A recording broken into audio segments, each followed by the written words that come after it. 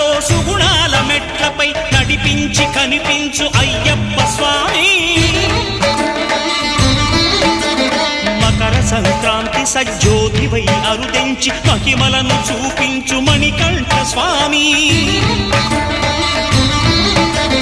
కర్మబంధము బాపు ధర్మశాస్త్ర